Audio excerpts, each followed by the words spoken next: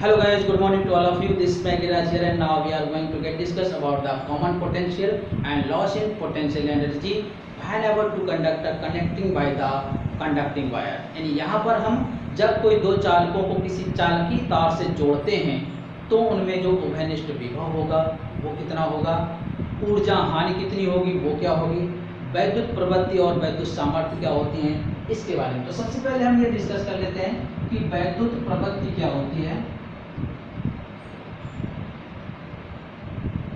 Electric susceptibility बोलते हैं, electric susceptibility या वैद्युत प्रवृत्ति। तो ये होती है E = P/E, यानी वैद्युत द्विध्रुव आघूर्ण तथा वैद्युत क्षेत्र की तीव्रता के अनुपात को वैद्युत प्रवृत्ति कहते हैं। E = P/E। और इससे अगर यूनिट देखें तो ये हो जाएगा कूलाम इनटू मीटर अपॉन तीव्रता का मात्रक होता है वोल्ट प्रति मीटर, वोल्ट बटे मीटर, ये ऊपर जाएगा तो कूलाम इनटू मीटर स्क्वायर प्रति वोल्ट। और इससे आसानी से यूज कर सकते हैं, आप इसको ऐसे भी लिख सकते थे कूलाम मीटर और तीव्रता का मात्रक न्यूटन बटे कूलाम लिख सकते हैं। तो इससे आ जाएगा coulomb square metre upon newton, ठीक है ना। तो दोनों से ही आप आसानी से निकाल सकते हैं, इसकी बीमा भी निकाल सकते हैं जाएगी की। तो देखिएगा कूलाम की होती है 80, metre square L square upon volt की ml स्क्वायर t-3 a-1, तो m-1 हो जाएगा, एल स्क्वायर से एल स्क्वायर कैंसिल हो जाएगा, t⁴ एंड a स्क्वायर, ये आ जाएगी वैद्युत प्रवृत्ति, ठीक है ना। और वैद्युत सामर्थ्य क्या होती है, वैद्युत सामर्थ्य, या इसको हम ये भी बोल सकते हैं कि परावैद्युत सामर्थ्य क्या होगी, ठीक है ना। तो इसके लिए वह अधिकतम वैद्युत क्षेत्र, परावैद्युत सामर्थ्य क्या होती है कि वह अधिकतम वैद्युत क्षेत्र जिस पर कोई परावैद्युत माध्यम, यानी परावैद्युत माध्यम या परावैद्युत पदार्थ क्या होगा कि अपनी भंजन के मतलब कहने का बिना भंजन के उसको सहन कर सकता है, वो परावैद्युत सामर्थ्य होगी। तो परावैद्युत सामर्थ्य क्या है, वह अधिकतम वैद्युत क्षेत्र जो जिसमें कोई भी परावैद्युत माध्यम, जिसमें कोई परावैद्युत माध्यम या पदार्थ बिना भंजन के सहन कर सके, वो जो होता है परावैद्युत सामर्थ्य होती है। ध्यान रखिएगा कि परावैद्युत सामर्थ्य वह अधिकतम वैद्युत क्षेत्र है जिसमें कोई परावैद्युत पदार्थ या परावैद्युत माध्यम बिना भंजन के उसको सहन कर सके, परावैद्युत सामर्थ्य कहलाता है। और इसका मान अप्रॉक्सीमेट 3 × 10⁶ वोल्ट प्रति मीटर होता है। तो इसके लिए बहुत ही सूक्ष्म दूरी, अगर d की वैल्यू 1 सेंटीमीटर हो जाए, मीन्स 1 × 10⁻², तो विभव क्या हो जाएगा, इसके लिए E × d होगा, तो 3 × 10⁻6 × 10⁻², तो 3 × 10⁴ वोल्ट इतना विभव उत्पन्न होगा। तो ध्यान रखिएगा अधिकतम वैद्युत क्षेत्र का मान जो होता है 3 × 10⁶ या 10⁶ की कोटि का वैद्युत क्षेत्र होता है। और बहुत ही सूक्ष्म दूरियां लगभग 1 सेंटीमीटर के लिए ही कितना विभव होगा, 3 × 10⁴ वोल्ट, ठीक है ना। तो ये होती है परावैद्युत सामर्थ्य। और अब देखते हैं उभयनिष्ठ विभव।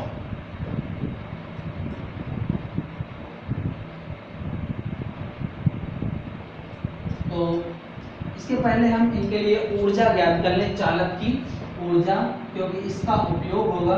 तो चालक की ऊर्जा, तो देखिएगा माना ये कोई चालक है जिस पर प्रारंभिक विभव 0 था तो आवेश भी 0 होगा, Q भी 0 है। लेकिन जैसे ही हमने Q बढ़ा करके क्या कर दिया,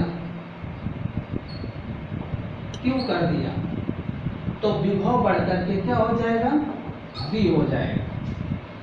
ठीक है ना, Q का मान बढ़ाने पर, क्योंकि ये तो हम जानते हैं कि आवेश और विभव दोनों ही एक दूसरे के क्या होते हैं, समानुपाती होते हैं। तो देखिएगा यहाँ पर कुल आवेश कितना हुआ, ये हो जाएगा 0 प्लस Q यानी Q1 प्लस Q2। और औसत विभव कितना होगा, क्योंकि विभव औसतन वितरित होता है, पूरे चालक में वृद्धि होता है, तो V1 प्लस V2/2, तो 0 प्लस V/2 आ जाएगा V/2। तो अब यहाँ पर सूत्र बन जाएगा औसत विभव इक्वल्स टू W/Q यानी कार्य, कुल कार्य जो होगा अपॉन कुल आवेश। तो ये आ जाएगा V/2 इक्वल्स टू W/Q। तो W इक्वल्स टू QV/2। और कार्य ही इस चालक में ऊर्जा के रूप में संचित रहता है। अतः U equals to W equals to 1/2 QV। ठीक है, और Q का मान होता है CV, तो U बराबर आ जाएगा 1/2 CV इंटू V CV², या हम V का मान इसी से रख दें Q/C, तो ये आ जाएगा 1/2 Q²/C। तो ये 3 मान ऊर्जा के आ जाएंगे, ध्यान रखिएगा। इनकी सहायता से हम ऊर्जा हानि के लिए जब सूत्र निकालेंगे तब वहां पर इसका उपयोग होगा। तो ये चालक की ऊर्जा है। ठीक है, अब हम ज्ञात करते हैं उभयनिष्ठ विभव, यानी जब दो चालकों को किसी सुचालक तार से जोड़ देते हैं तो उभयनिष्ठ विभव कितना होगा। तो मान लेते हैं कि ये दो चालक हैं, माना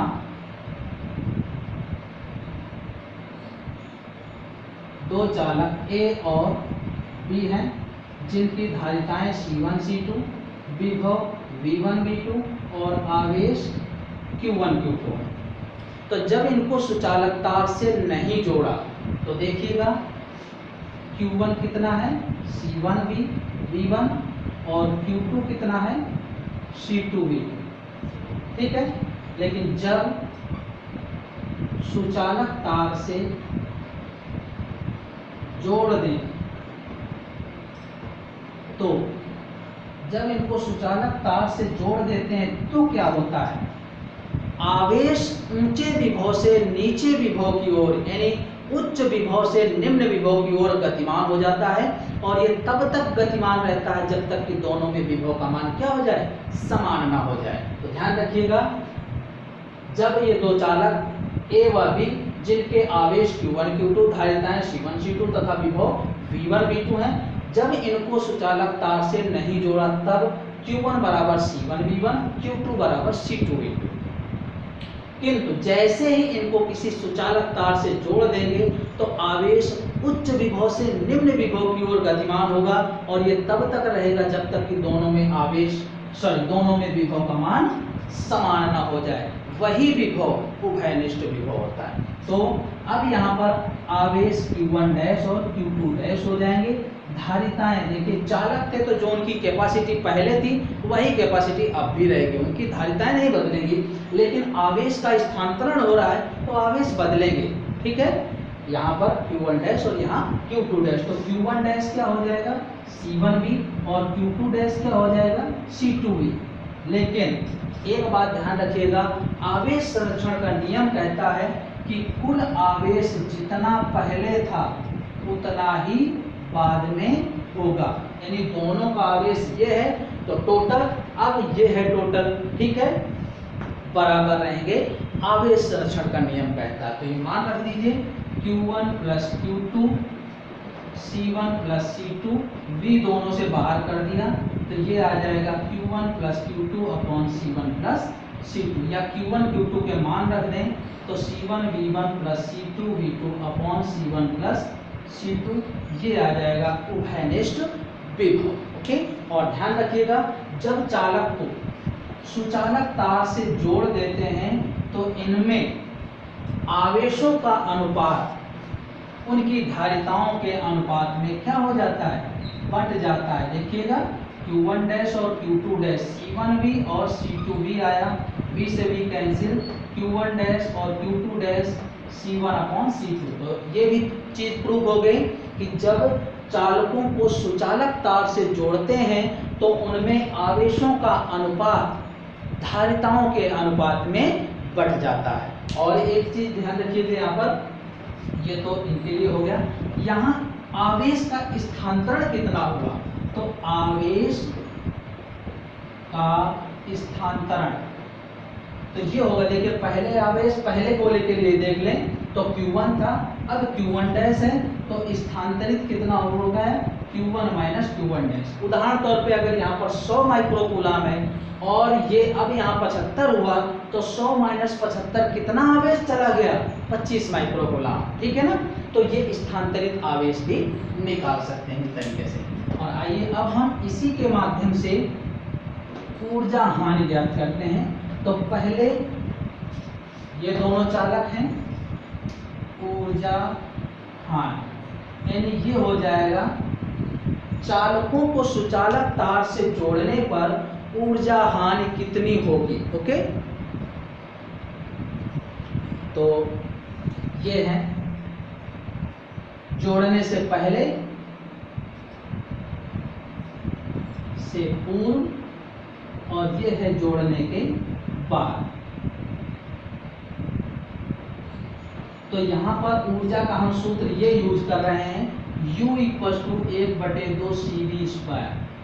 अभी हमने यूज किया था, तो यहाँ हो जाएगा U1 1/2 C1V1² और U2 हो जाएगा 1/2 C2V2²। तो कुल ऊर्जा कितनी होगी, मान लेते हैं first U1 plus U2 1/2 C1V1² और C2V2²। ये पहला समीकरण इतनी है। लेकिन जब सुचालक तार से जोड़ देते हैं तो विभव उभयनिष्ठ हो जाता है। तो देखिएगा अब यहाँ पर कितनी ऊर्जाएं आ जाएंगी, U1 डैश 1/2 C1V² और U2 डैश 1/2 C2V², ये आ जाएगा। तो U सेकेंड कितना आ जाएगा, U1 dash plus U2 dash यानी 1/2 C1 प्लस C2V² और V का मान हमने अब उभयनिष्ठ विभव निकाला तो ये मान रख देंगे। तो 1/2 C1 प्लस C2 और इसका मान है C1 V1 C2 V2/C1 plus C2 whole square. तो ये भी स्क्वायर हो जाएगा और ये भी स्क्वायर, तो इस स्क्वायर से ये कैंसिल हो जाएगा। तो U सेकेंड का मान आ जाएगा 1/2 C1 V1 plus C2V2 whole स्क्वायर/C1 plus C2। ये सेकेंड इक्वेशन है। तो देखिएगा अब हानि कितनी हुई, तो हानि इतनी हुई कि ये भी सुचालक तार था, यानी इसमें कुछ ऊर्जा यानी आवेश का स्थानांतरण इस तार के माध्यम से हुआ, तो यहाँ पर भी कुछ ऊर्जा खपत हुई होगी। तो वो कितनी है, तो यहाँ पर अब हम ऊर्जा हानि डेल्टा U जो निकालेंगे ये आ जाएगा U first minus U second. तो डेल्टा U = आएगा 1/2 C1V1² प्लस C2V2² माइनस ये मान रख दीजिएगा 1/2 C1V1 plus C2V2 whole square upon C1 plus C2, ठीक है।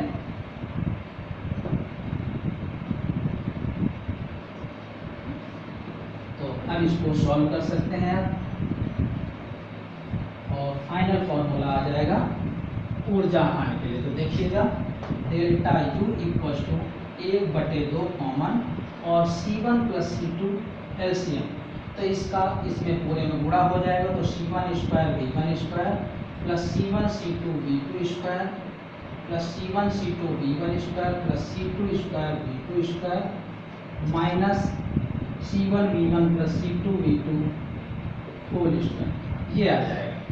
हमने एलसीएम लिया तो C1 प्लस C2 का इस पद में गुणा, हमने ये गुणा कर दिया और ये A plus B whole square open कर दीजिए तो 1/2 ये आ जाएगा C1 प्लस C2 बाहर, C1 square V1 square plus C1 C2 V2 square plus C1 C2 V1 square plus C2 square V2 square A square plus B square plus 2AB, और सब में माइनस से गुणा हो जाएगा तो सारे टर्म्स निगेटिव हो जाएंगे।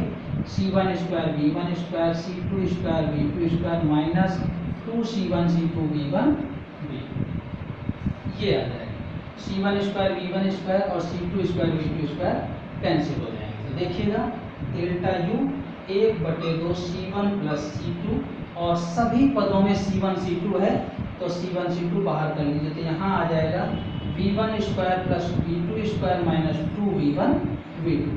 तो ये A minus B whole square लिखा है, तो आप इसको आप फाइनली लिख सकते हैं कि delta U equal to 1/2 C1 C2 upon C1 plus C2 V1 difference V2 का होल स्क्वायर। चाहे यहाँ V1 माइनस V2 का होल स्क्वायर लिखें, चाहे V1 प्लस V2 का होल स्क्वायर लिखें, दोनों ही बराबर आएंगे। तो ध्यान रखिएगा delta U equal to U first minus U second, U first और U सेकेंड की वैल्यू पुट कर दी, जो कॉमन है वो बाहर, और C1 प्लस C2 एलसीएम, इस C1 प्लस C2 का इस पद में गुणा, ये आया माइनस इसका होल स्क्वायर, ये होल स्क्वायर ओपन किया, A square plus B square plus 2AB, और सब में माइनस से गुणा तो सारे पद निगेटिव, जो कट गया वो हटा दिया, और C1 C2 सभी पदों से कॉमन ले लिया, तो ये आया, ये A minus B whole square है। तो ये ऊर्जाहान है, यानी जब दो गोली चालक या चालकों को हम किसी सुचालक तार से जोड़ते हैं तो ऊर्जाहान का मान इतना होगा।